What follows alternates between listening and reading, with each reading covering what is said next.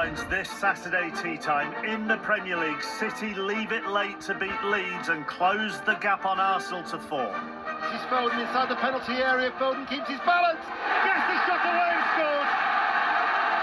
Phil Foden finds a way. Finished 3-2. Sunderland are still unbeaten at home. They fight back from 2 down to win 3-2 against Bournemouth.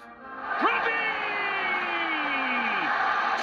Off the bench as Sunderland come from behind to lead against Bournemouth. 2 goals for Thiago give Brentford a 3-1 win over Burnley at 5:30. Everton Newcastle. Mike Minor. With Idrissa Gueye suspended and Seamus Coleman injured, Everton bring in Jake O'Brien and Tim Irabunan. Lots was made of Newcastle's goalkeeping situation. 6 changes for them, including the man between the posts. Nick Pope is injured, so Aaron Ramsdale starts for the first time this season in the Premier League. Spurs Fulham is an 8 o'clock kick-off. Coventry still 10 clear at the top of the Championship. They beat Charlton 3-1.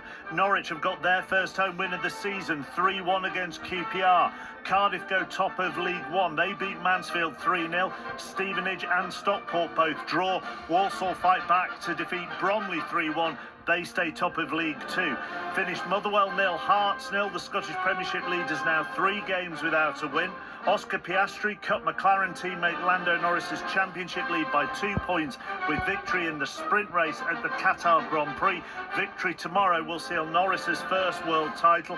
South Africa are thrashing Wales 73-0 at the Principality.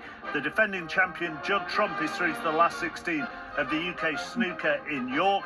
The former champion hurdler Constitution Hill fell once again as Golden Ace came through to win the fighting 5th hurdle at Newcastle. Reports and reaction to come before full commentary of Everton against Newcastle. I'll give you all today's football results as well in England and Scotland, and we will start with the Premier League. Just the 3 games at 3 o'clock so far. Brentford 3, Burnley 1, Manchester City 3, Leeds 2, Sunderland 3, 10-man Bournemouth 2. Let's go to the Etihad. 3 points for Manchester City. Just Ian Dennis. I know. At half-time, Manchester City were cruising, leading 2-0. However, the introduction of Dominic Calvert-Lewin transformed Leeds United and the game. So much so that Daniel Farke will feel disappointed that they didn't get something from this. Phil Foden scored the quickest goal of the Premier League season with a volley after 59 seconds. And when Gvardiol stabbed in a second, you feared the worst after 25 minutes. Perry made saves from Foden and Gonzalez.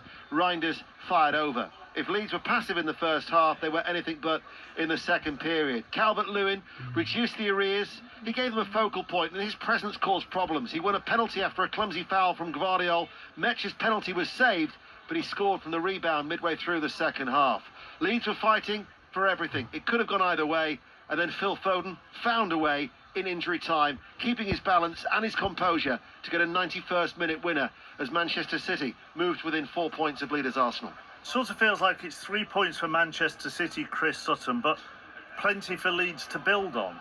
Yeah, I mean, they just didn't compete in the first half, and Ian described them as passive, and that was spot on. Manchester City get off to the perfect start, scoring inside a minute, get the second, and they were cruising. They were in total control, playing at will, totally dominating the first half. And then the change from Daniel Farke, who's often criticised for not being as proactive as he should be, and Dominic Calvert-Lewin came on, and Leeds just went direct, and Dominic Calvert-Lewin roughed up the Manchester City centre-backs. They get the goal back through Calvert-Lewin. Poor defending from Nunes allowed Calvert-Lewin to finish. And then another long ball. They win the penalty. Calvert-Lewin wins the penalty.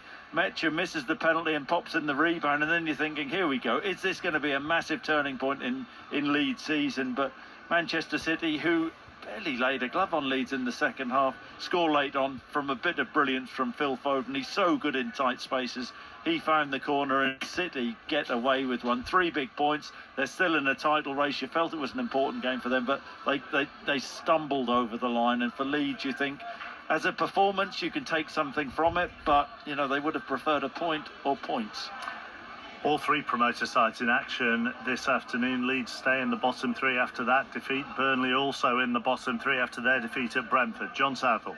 Yes, forget the first 80 minutes. What a final 12. The game had been meandering along when Brentford got an 81st minute penalty. The demons of Brighton 7 days ago must have been consuming the thoughts of Ego Thiago, his missed penalty in added time. No mistake this time. This time he went to the left, and this time he scored. That lead lasted 4 minutes. The penalty at the other end, Zion Fleming dispatched it. Burnley were then heading for a precious away point. That hope lasted a minute when Thiago smashed in his second, his 11th league goal of the season, 12 in total.